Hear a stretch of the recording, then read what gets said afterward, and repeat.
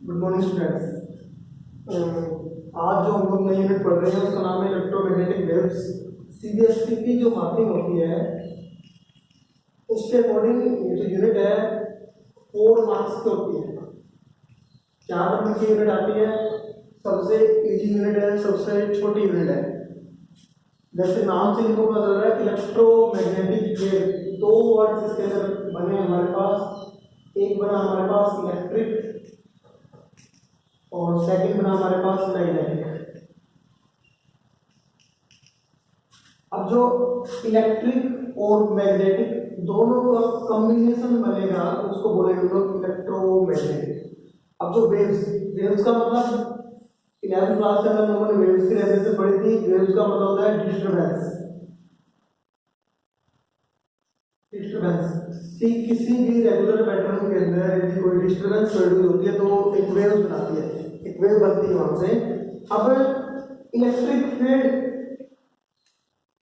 और magnetic field दोनों के अंदर यदि कोई भी वेरिएशन होगी, इलेक्ट्रिक फील्ड और मैग्नेटिक फील्ड के अंदर यदि कोई वेरिएशन होती है तो उस वेरिएशन से यानी उस डिस्टरबेंस से जो वेव बनती है उसको बोलते हैं हम लोग इलेक्ट्रोमैग्नेटिक वेव बोलते हैं। मतलब the variation of the electric and the magnetic field produce an electromagnetic disturbance. ये इलेक्ट्रोमैग्नेटिक डिस्टरबेंस प्रोड्यूस करती है। जो हमारी इलेक्ट्रोमैग्नेटिक वेव होती हैं उनकी जो स्पीड होती है वो इक्वल होती है स्पीड ऑफ लाइट के। स्पीड ऑफ लाइट और स्पीड ऑफ लाइट होती है वो कितनी इनटू 10 की पावर 8। मींस कोई भी हमारे पास इलेक्ट्रोमैग्नेटिक वेव आ जाए उसकी स्पीड क्या रहेगी, सेम रहेगी, इसके बराबर रहेगी, वो स्पीड ऑफ लाइट के बराबर रहेगी। ध्यान से दोबारा देख लो, जो इलेक्ट्रोमैग्नेटिक वेव्स हैं वो इलेक्ट्रिक फील्ड और मैग्नेटिक फील्ड के अंदर कोई भी वेरिएशन आती है उस वेरिएशन से प्रोड्यूस होती है। नेक्स्ट जो हमारे पास टॉपिक है उसका नाम आता है displacement current. Displacement current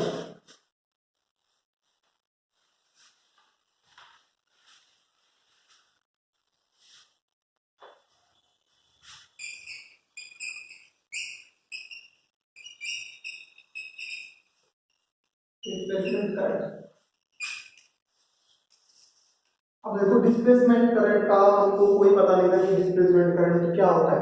conduction current का हमको पता था लेकिन डिस्प्लेसमेंट करंट का कोई पता नहीं था। तो सबसे पहले जो मैक्सवेल ने हमको डिस्प्लेसमेंट करंट के बारे में बताया। डिस्प्लेसमेंट करंट मींस जहां पर फ्री स्पेस है लेकिन वहां पर फिर भी कोई ना कोई करंट प्रोड्यूस हो रहा है। हम लोग एग्जांपल लेते हैं, हम लोगों ने कैपेसिटर लिया, एक कैपेसिटर ले लिए, कैपेसिटर को हम लोगों ने किसी बैटरी के साथ जोड़ दिया।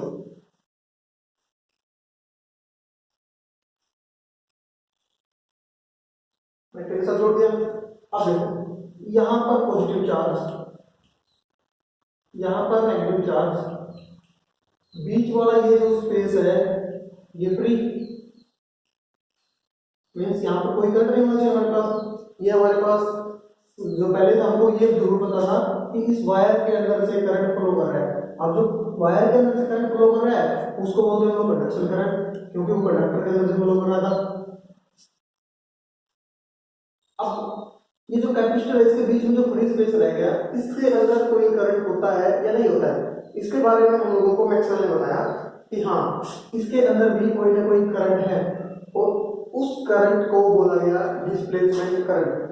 नाम दिया गया उसको डिस्प्लेसमेंट करंट। उसको आईडी के साथ रिप्रेजेंट किया जाता है। आईडी के साथ रिप्रेजेंट किया जाता है। हम लोगों ने यहाँ से इसको बैटरी के साथ जोड़ दिया, बैटरी ने इसको पोटेंशियल दिया भी और इसके अंदर से करंट फ्लो किया आई। अब जो पोटेंशियल होता है, पोटेंशियल का हमारे पास एक फार्मूला होता है कि जो पोटेंशियल E बराबर होता है किस चीज का होता है, E इनटू में D। E is the electric field,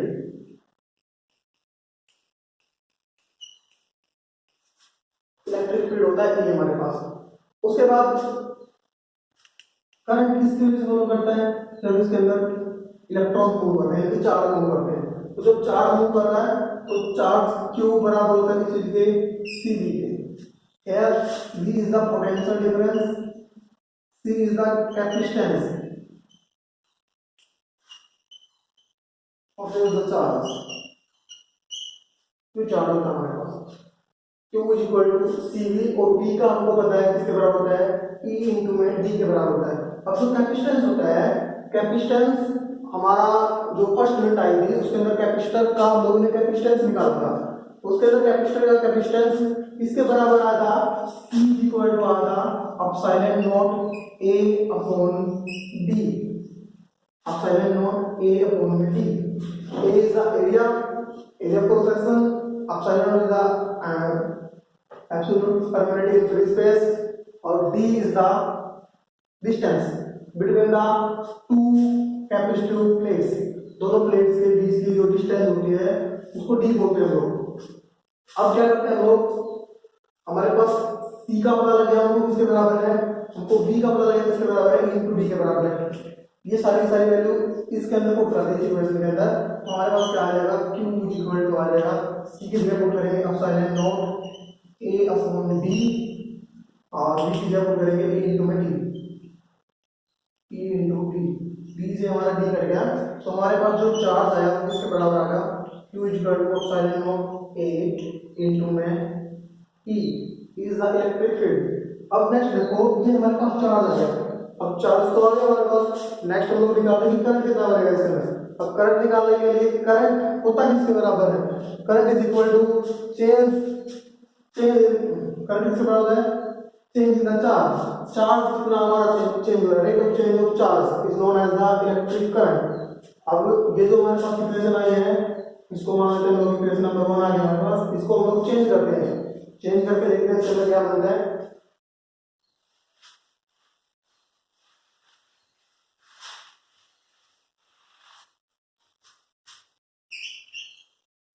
dq by dt is equal to epsilon not A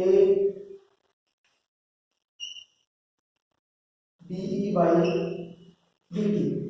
अब यहाँ पे देखो एप्सिलॉन कांस्टेंट होता है, एरिया भी कांस्टेंट है, तो चेंज क्या हो रहा है, यदि चार्ज चेंज होगा तो यहाँ पर इलेक्ट्रिक फील्ड क्या हो जाएगा, हमारा चेंज हो जाएगा। जैसे ही हमारा इलेक्ट्रिक फील्ड चेंज होगा, अब इलेक्ट्रिक फील्ड आता कहाँ से है, इलेक्ट्रिक फील्ड बनता कब है, इलेक्ट्रिक फील्ड का बनता है जब कोई ना कोई फ्लक्स चेंज होता है हमारे पास, और फ्लक्स मतलब जिसके अंदर से maximum line of maximum electric field lines cross हो जाए। अब फ्लक्स इलेक्ट्रिक फील्ड से हमारे पास इलेक्ट्रिक फ्लक्स फाई ई बराबर होता है E dot A is the electric field, A is the area और phi is the electric flux, electric flux. अब इस इक्वेशन से हम लोग इलेक्ट्रिक फील्ड की वैल्यू पुट कर सकते हैं, यानी कि हमारे पास E बराबर आ जाएगा इस फील्ड के, यहाँ से हो जाएगा D phi E upon A, ये वैल्यू से हम पुट करते हैं इस इक्वेशन के अंदर, तो हमारे को क्या मिलेगा next, dq by dt is equal to, put करते हैं यहाँ से epsilon not A dE by dt की जगह पुट किया जाएगा D of phi E upon में A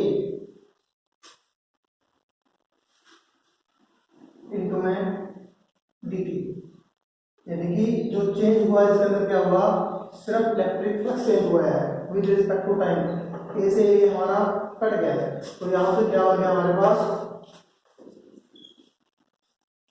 dq by dt equal to हो जाएगा ऐसे epsilon not d phi E और dt, ठीक है। अब यहाँ से देखो dq by dt क्या होता है हमारे पास, करंट करंट कौन सा बना है यहाँ पर, डिस्प्लेसमेंट करंट, क्योंकि यहाँ पे कोई कंडक्शन कर देगा तो उसका हो जाएगा id इज इक्वल टू हो जाएगा epsilon not d phi E upon में dt। तो हमारे पास ये इक्वेशन है डिस्प्लेसमेंट करंट की, हमारे पास डिस्प्लेसमेंट करंट की इक्वेशन आ रही है id is equal to epsilon not d phi E upon में dt।